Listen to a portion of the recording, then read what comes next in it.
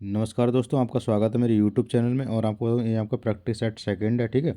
इसमें आपके 25 क्वेश्चन देखने को मिलेंगे हिंदी से संबंधित। तो वीडियो को अंत तक जरूर देखिएगा और आपको वीडियो पसंद है तो लाइक एंड शेयर जरूर कर दीजिएगा, ठीक है। और अगर आपको हमारी वीडियो पसंद आ रही है तो हमारे चैनल को सब्सक्राइब जरूर कर लीजिएगा, ठीक है। तो बढ़ते हैं पहले क्वेश्चन की ओर। पहला क्वेश्चन आपका, हिंदी के पहले गद्यकार के रूप में किसे जाना जाता है, ठीक है। हिंदी के पहले गद्यकार के रूप में किसे जाना जाता है। तो आपको बताऊँ, हिंदी के पहले गद्यकार के रूप में आपका लल्लू लाल को जाना जाता है, ठीक है। इसका सही आंसर हो जाएगा लल्लू लाल। नेक्स्ट क्वेश्चन है आपका, हिंदी साहित्य में आरंभिक काल को मिश्र बंधु ने क्या कहा है। जो आपके मिश्र बंधु थे इन्होंने आपका हिंदी साहित्य के आरंभिक काल को क्या कहा है। तो वो कहा है इन्होंने प्रारंभिक काल, ठीक है। आरंभिक काल को इन्होंने मिश्र बंधु ने कहा है प्रारंभिक काल, ठीक है।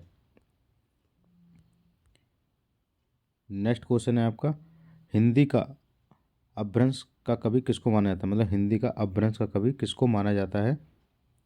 तो वो माना जाता है पुष्पदंत को, ठीक है। पुष्पदंत को आपका हिंदी का अपभ्रंश का कवि माना जाता है, ठीक है। नेक्स्ट क्वेश्चन है आपका, निम्न में से किसको क्रांतिकारी के रूप में जाना जाता है। तो आपको तो किसको निम्न में से क्रांतिकारी के रूप में जाना जाता है। तो वो जाना जाता है आपका निराला को, ठीक है। सूर्यकांत त्रिपाठी निराला, ठीक है। और आपको बता दूं, यही जो है आपका छायावाद के कवि हैं, ठीक है। छायावाद के कवि को भी आपका, अगर कवि पूछा है छायावाद के कवि कौन है, तो वो भी हैं सूर्यकांत त्रिपाठी निराला। अगर छायावाद का जनक पूछा जाएगा, ठीक है, अगर छायावाद का जनक किसे कहा जाता है, तो वो कहा जाता है जयशंकर प्रसाद को, ठीक है। छायावाद का जनक, छायावाद का जनक किसे कहा जाता है, वो आपका कहा जाता है जयशंकर प्रसाद को।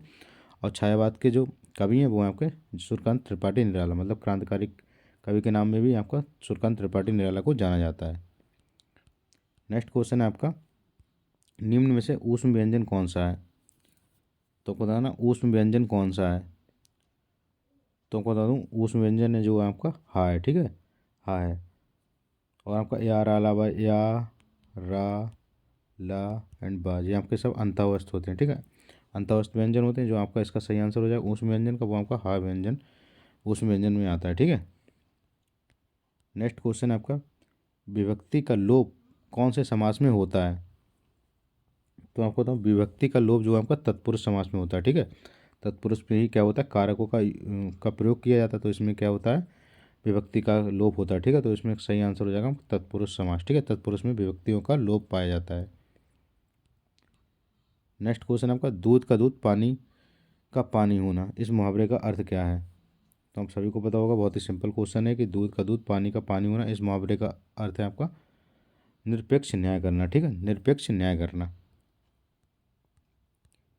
नेक्स्ट क्वेश्चन है आपका, जो शब्द के अंत में जोड़ा जाता है उसे क्या कहते हैं। तो आप सभी को पता होगा, जो शब्द के अंत में जोड़ते हैं उसको क्या बोलते हैं, प्रत्यय, ठीक है। और जो शब्द के पहले जोड़ते हैं, ठीक है, जो शब्द के पहले जोड़ते हैं उन्हें बोलते हैं उपसर्ग। पहले जोड़ते हैं उन्हें बोलते हैं आपके उस उपसर्ग।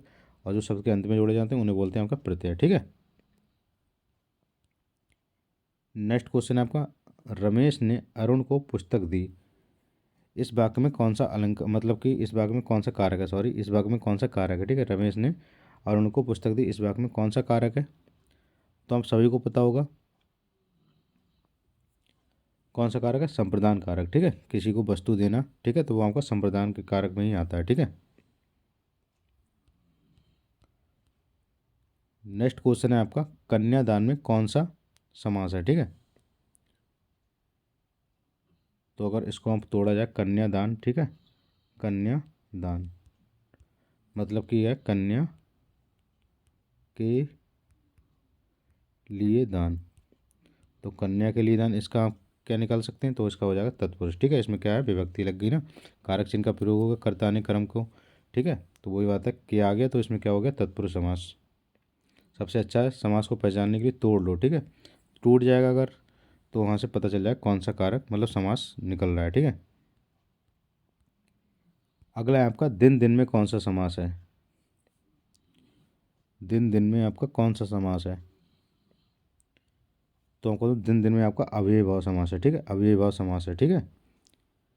अब इसमें द्वंद्व समास नहीं होगा, ठीक है, क्योंकि ये क्या है, सेम सेम है, ठीक है, इसलिए।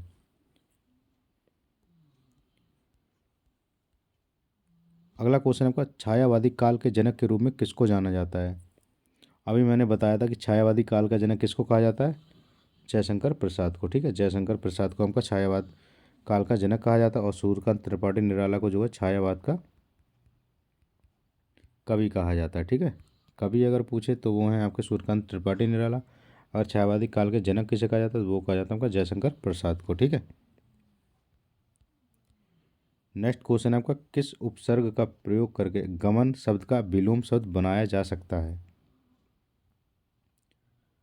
तो हमको किस उपसर्ग का मतलब कि जो शब्द के इससे पहले का, इसके गमन से पहले आ जाए उसको प्रयोग करके इसका विलोम बनाना है, तो उसमें आ जाएगा आपका आ। ठीक है, उसका हो जाएगा आगमन, आगमन इसका उल्टा हो जाएगा। ठीक है, नेक्स्ट क्वेश्चन आपका, रमेश पिताजी को पत्र लिख रहा है। तो जो रमेश है पिताजी को पत्र लिख रहा है, वाक्य में कौन सी क्रिया भेद उचित है।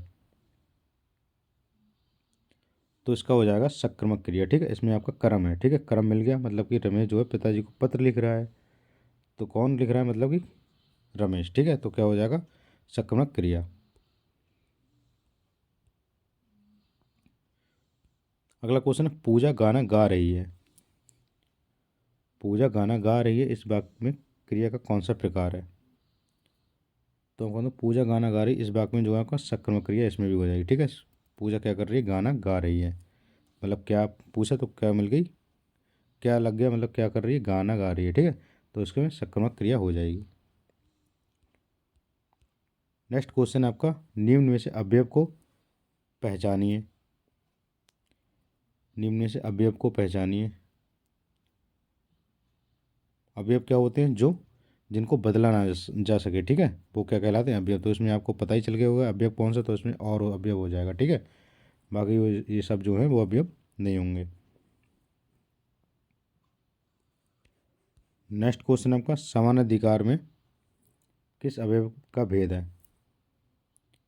समान अधिकार में किस अवयव का भेद है, तो वो है आपका विस्मयादि बोधक। ठीक है, विस्मयादि बोधक इसमें है। ठीक है, समान अधिकार में।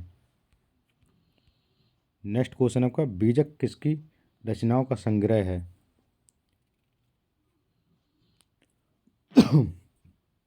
जो आपका बीजक है किस की रचनाओं का संग्रह है, तो वो आपका हो जाएगा कबीर की। ठीक है, कबीर की। कबीर की जो है रचना, उनको बीजक रचनाओं का संग्रह कबीर की है। ठीक है, नेक्स्ट क्वेश्चन आपका, भूतकाल में कितने भेद होते हैं। तो आपको बता दूं भूतकाल में आपके 6 भेद होते हैं। ठीक है, अगला क्वेश्चन है आपका, निम्न में से तद्भव शब्द पहचानिए। तो आपको पता ही होगा तद्भव शब्द कौन से होते हैं, जो हिंदी भाषा में आ जाते हैं। ठीक है, और तत्सम कौन से होते हैं, जो संस्कृत भाषा में के संस्कृत ही रहते हैं। तो आपको इसमें जो तद्भव है आपका वो है अजरज। ठीक है, अजरज जो है आपका तद्भव, बाकी ये सब आपके तत्सम है। ठीक है, नेक्स्ट क्वेश्चन है किस अर्ध सममात्रक छंद के विषम पदों में 11 11 तथा सम पदों में 13 13 मात्राएं होती हैं। तो आपको बता दूं वो उसका सही आंसर हो जाएगा सरोटा। ठीक है, सरोटा क्या है, दोहा होता है, दोहा, दोहा का उल्टा होता है सरोटा। ठीक है, क्योंकि दोहा के प्रथम चरण में आपकी 11 11 मात्राएं होती हैं, और सेकंड में होती हैं आपकी 13 13। पर ये कह रहा कि सम विषम पदों में तथा सम पदों में 13 13 मात्राएं हों। ठीक है, तो इसका आंसर हो जाएगा आपका सरोटा। अगला क्वेश्चन है आपका, देशभक्ति में कौन सा समास है। तो आप इसको तोड़ लीजिए, देशभक्ति मतलब देश के लिए भक्ति। ठीक है, देश के लिए भक्ति। अब आपको इसमें क्या मिल गया, कारक चिन्ह मिल गया, के लिए। ठीक है, के लिए मिल गया, तो आपका तत्पुरुष समास हो जाएगा। ठीक है, वही अगर जिसमें कारक चिन्ह मिल जाए तो वो आपका तत्पुरुष समास हो जाता है। तो आपका देशभक्ति में कौन सा समास है, तत्पुरुष समास। नेक्स्ट क्वेश्चन है आपका, वाक्य को समाप्त करने के लिए जिसका प्रयोग किया जाता है वो कहलाते हैं। तो आपको बताऊँ, वाक्य को समाप्त करने के लिए जिसका प्रयोग किया जाता है वो काम के क्या कहलाते हैं, पूर्ण विराम। ठीक है, पूर्ण विराम ऐसे करके लगाते हैं, जो ये लगा हुआ है। ठीक है, विवरण चिन्ह कैसे दिया जाता है, विवरण चिन्ह ऐसे दिया जाता है। ठीक है, उपविराम, उपविराम होता है ऐसे, अल्पविराम आपको पता ही होगा कॉमा होता है। ठीक है, तो इसका सही आंसर हो जाएगा पूर्ण विराम। नेक्स्ट क्वेश्चन आपका, जहाँ एक ही शब्द की बार बार आवृत्ति हो उससे कौन सा अलंकार कहते हैं।